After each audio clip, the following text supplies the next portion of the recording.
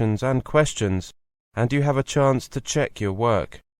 All the recordings will be played only once. The test is in 4 sections. At the end of the test, you will be given 10 minutes to transfer your answers to your answer sheet. Now turn to Section 1. Section 1. You will hear a conversation between a man and a saleswoman. First, you have some time to look at questions 1 to 10.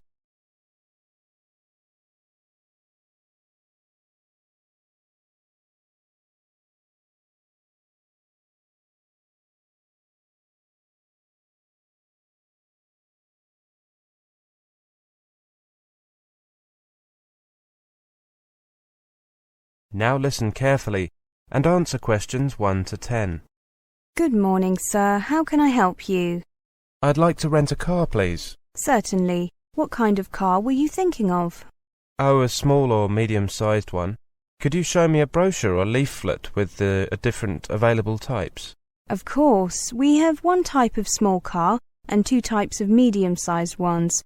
As you can see, the small type is called the Iota, and the medium ones are called the Combi and the Roadster. Thank you. I see the Iota offers 20 miles to the gallon in urban areas. Yes, it's certainly very economical. The Combi is almost as good at 18 miles to the gallon. The Roadster offers 17. Is that right? You're right. Of course, those mileages go up substantially when driving on motorways. Of course. I'll be driving around town. The only time I'll be using a motorway is from here, the airport, to the centre. I see. Well, I'd recommend the small Iota. Parking can be difficult in town, and it's a touch easier with a small vehicle. Yes, of course. Let me just look at prices before making a final decision. I'm here on business and will need the car for 4 days. The daily rate for the Iota is £20 plus tax. The Combi is £25 and the Roadster is £27. Again, those prices are before tax. The tax is 15%, right? Yes, so the total costs are £23, £28.75 and £31.05 per day, respectively. Do those prices include insurance? Yes, they do. However, the insurance only covers one driver, the one who signs the rental agreement. We can cover other drivers for an additional fee. That's okay. I'm here alone. Okay, I'll take the Iota. Oh, what about fuel costs? All of our cars have a full tank when customers take them. If the car is returned with a full tank, there's no additional fee. Otherwise, we have to charge for the tank to be refilled. I see. There's a filling station here at the airport, so I'll take care of that there when I return the car. That's what most of our customers do. Could I take a few details? Then I'll print out 2 copies of the rental agreement for you to sign. I'll need your name and the name of your company first of all. My name is David Brown. That's Brown with an E. My company name is Hectrix Electronics. That's spelt Hectrix. And what is the company's address, please? It's Unit 2, Arlington Close, Battleton, Yorkshire. And the telephone number? 0675 934 888. Will you be using a company credit card or your own one? I have a company credit card. There you are. Thank you. I'll just run this through the machine. Could you enter your PIN, please? Thanks. OK, I've entered the details of the rental, but I've left the rest blank in case there are any extra charges, such as fuel. Right. I should sign here, shouldn't I? Yes, please. Now, let me tell you a few things about the car. There's a first aid kit in the boot. That has to be there by law. There's also a torch in the glove compartment, just in case. Do you have a map of the town? No, I don't. I was hoping you could provide one. That's no problem. Here you are. You won't need one for the surrounding area, will you? No, I won't. Thank you. Is that everything? Yes, the car is parked over there. It's the blue one. The registration number is K758SMD. Ah, yes, I see it. Here are the keys. The car has an alarm that you can switch on and off using this button here. Does the car have central locking? Yes, it does. Well, thank you very much. Goodbye. Goodbye, sir. That is the end of section 1. You now have half a minute to check your answers.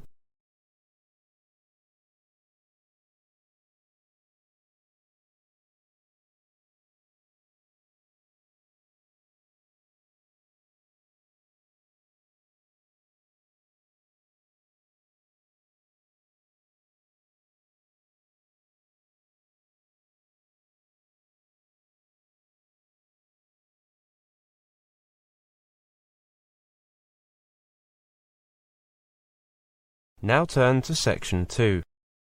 Section 2. You will hear a conversation between an interviewer and an interviewee. First, you have some time to look at questions 11 to 20.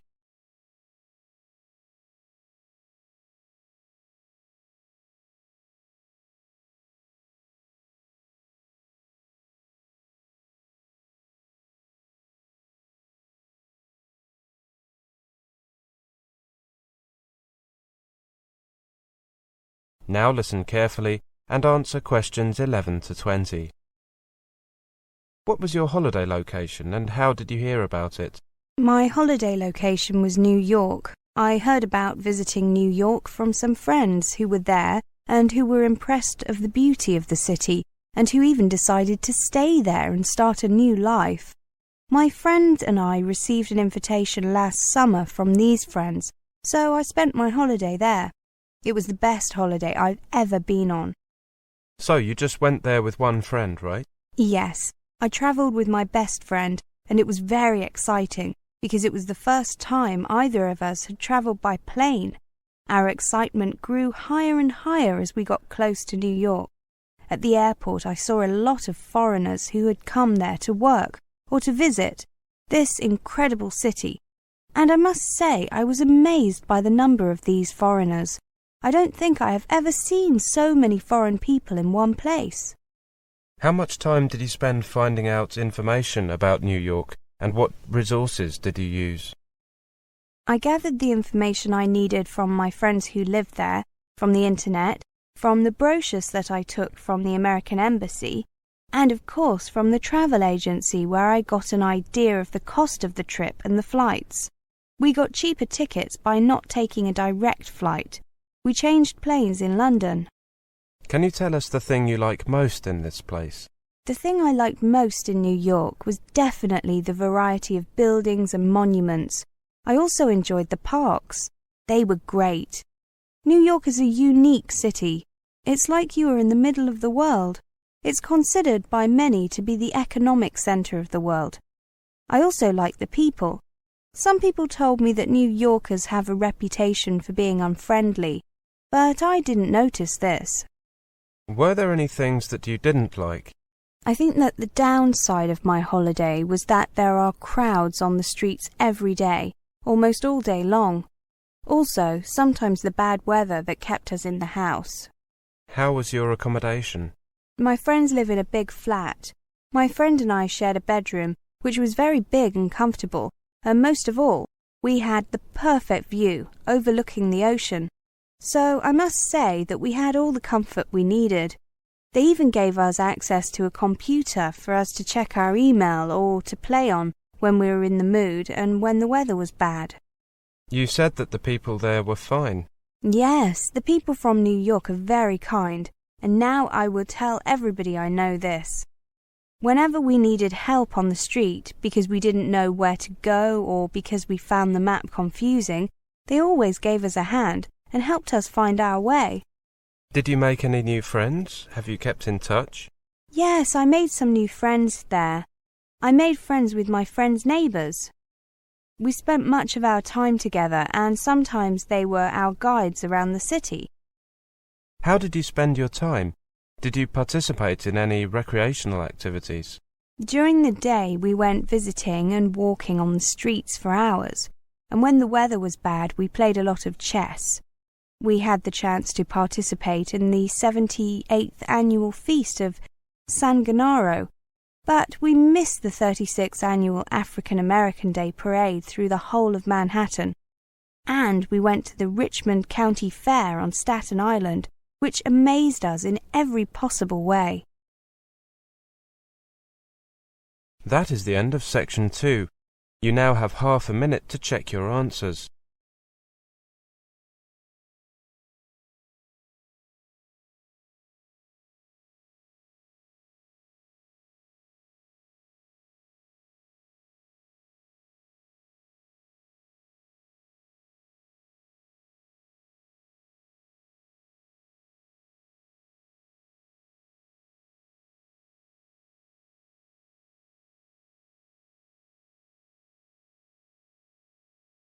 Now turn to section 3.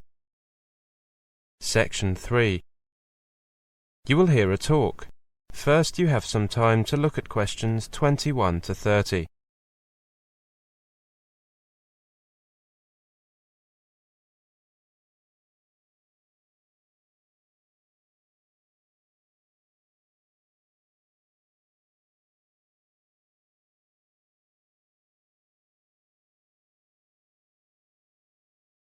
Now listen carefully and answer questions 21 to 30.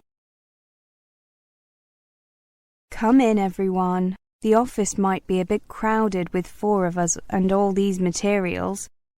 There's coffee over there, help yourselves.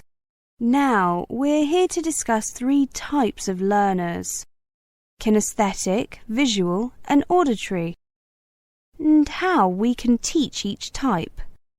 I gave each of you one of them to consider. Jack, can we look at yours first, please? You were assigned to kinesthetic learners, weren't you? Yes, I was. The first idea I had was using gestures, particularly finger gestures. Teachers can use them to emphasize stress on certain syllables. They can also use their fingers to write words in the air, spelling out the letters. The second thing is that the teacher can use the board. The teacher can ask students to spell words by going to the board and writing them up. The teacher could also ask students to write a letter each, in order.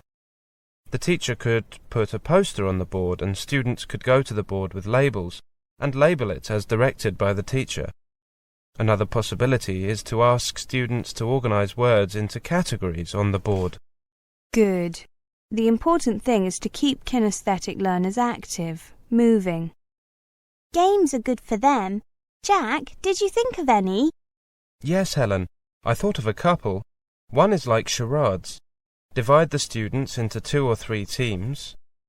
Give the students on one team some words and ask them to act them out. For example, if the word is cold, a student might shiver. The other teams have to guess the words. Good idea. Simple but effective. Well done. Tina? Well, I was asked to think about teaching visual learners. Flashcards are good in my opinion. The students can guess words from seeing part of the flashcard, which can be a word or a picture. Or the teacher can show students the flashcards very quickly. Maybe that's how flashcards got their name. Flashcards can also have different background colours depending on which part of speech they are. Noun, verb, adjective, adverb, etc. Students could also learn from their peers by highlighting words they don't know, in a text for example, then helping each other with unknown words. I know a good game for visual learners. Make a set of cards, half with words on and half with pictures. The cards are face down and students can turn over 2 at a time. If the word and picture match, they keep the cards. If they don't, they turn them face down again and the next student tries. Great idea. Visual learners are often good at categorizing words. Each page in the student's notebook refers to a category of words.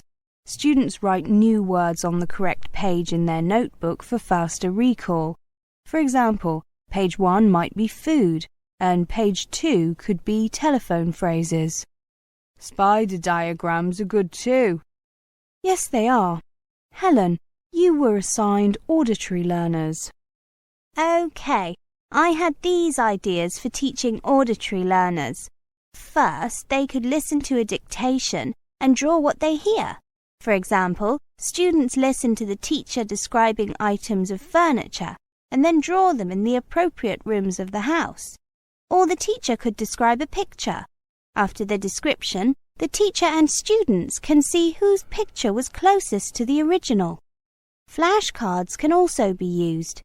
Each student gets a flashcard and they hold up their card when they hear that word or phrase in a song, poem or story. Another way of using them is to go around the class, with each student adding a sentence to a story, including the word on their flashcard. Auditory learners can also learn using songs and music. Any suggestions? The teacher could give the students a text of a song, the lyrics with some words replaced by a rhyming word. Students then listen to the song and make corrections. That's a really good idea. Perfect for auditory learners. Well, thank you for your suggestions. I have a few other ideas you might consider. That is the end of section 3. You now have half a minute to check your answers.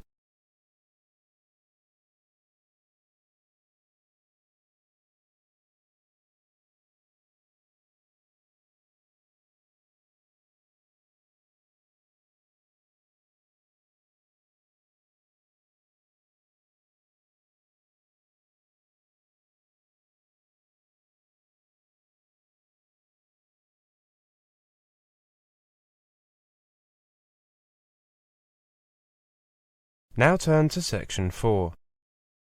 Section 4. You will hear a lecture on note-taking.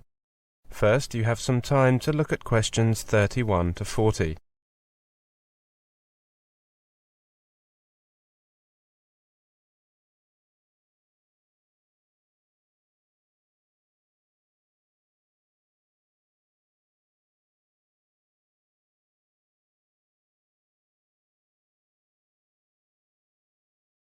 Now listen carefully and answer questions 31 to 40. Welcome to this class on note-taking.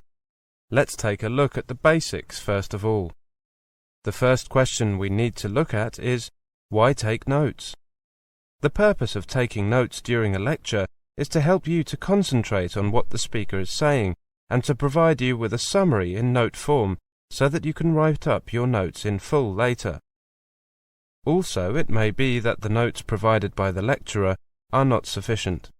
The lecturer may add new information during the lecture, and your own notes will be needed to provide you with a complete record of the lecture.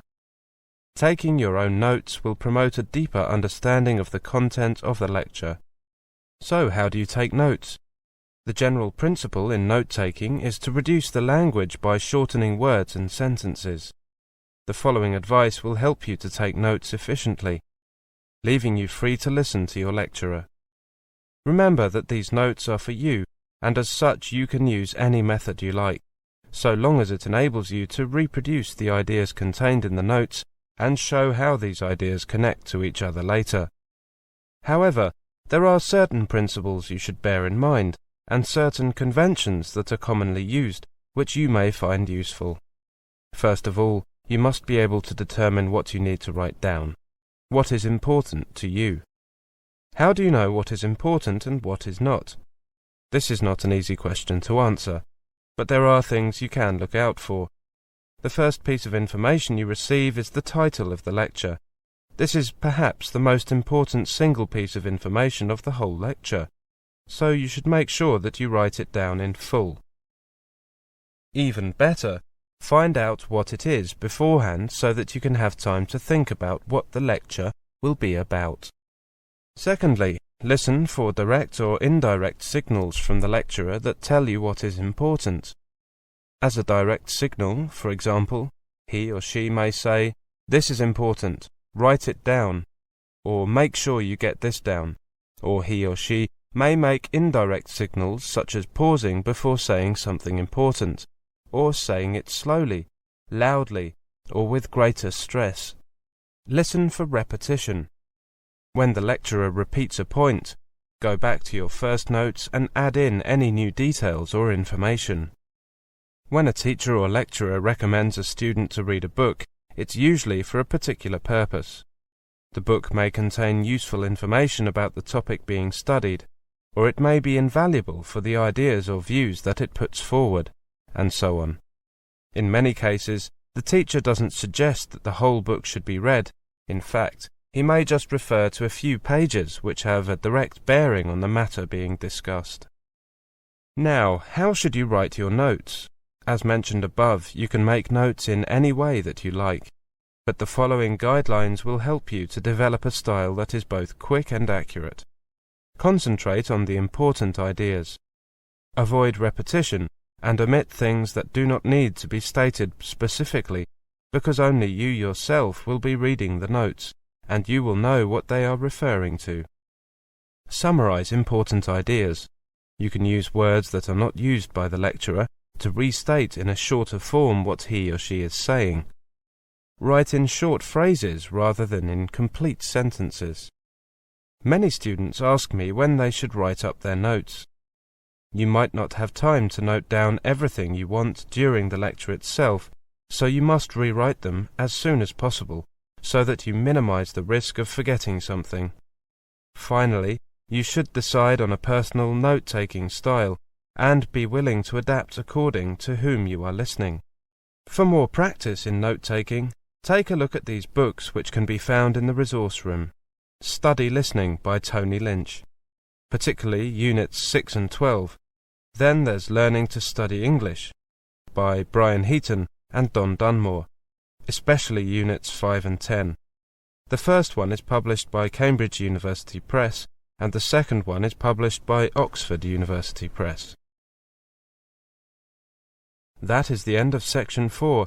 You now have half a minute to check your answers.